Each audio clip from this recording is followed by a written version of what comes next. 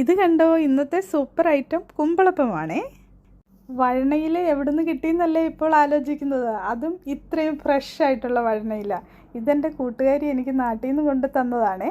അങ്ങനെ ഞാൻ 1.5 കപ്പ് ആട്ട എടുത്തിട്ടുണ്ട്. അതിലേക്ക് ജീരകം പൊടിച്ചതും ഏലക്ക പൊടിച്ചതും ചക്കപ്പഴത്തിന് പകരം പഴവും ആവശ്യത്തിന് ഉപ്പും തേങ്ങയും ചേർത്ത് കൊടുത്തിട്ടുണ്ടേ.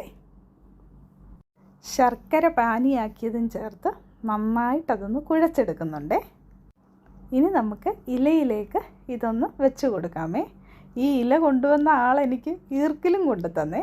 അങ്ങനെ ഞാൻ ആ കുമ്പിളൊക്കെ ഒന്ന് കുത്തിയെടുക്കുന്നുണ്ട്. ഇനി ഇതിലേക്ക് നമുക്ക് ഈ മാവിൻ്റെ കൂട്ട് വെച്ച് കൊടുക്കാം. എല്ലാം ഒന്ന് ഫില്ല് ചെയ്ത് കൊടുത്ത ശേഷം നമുക്കിതൊന്ന് സ്റ്റീം ചെയ്തെടുക്കാമേ. അങ്ങനെ ഞാൻ എല്ലാം റെഡിയാക്കി വെച്ചിട്ടുണ്ട്. ഇനി സ്റ്റീമറിലേക്ക് വെച്ച് കൊടുക്കുന്നുണ്ട്. കണ്ടോ, എല്ലാം വെച്ച ശേഷം ഇനി ഇതൊന്ന് അടച്ചു വെച്ച് വേവിച്ചെടുക്കാമേ. അങ്ങനെ നമ്മുടെ കുമ്പിളപ്പം ഇവിടെ റെഡി ആയിട്ടുണ്ട്.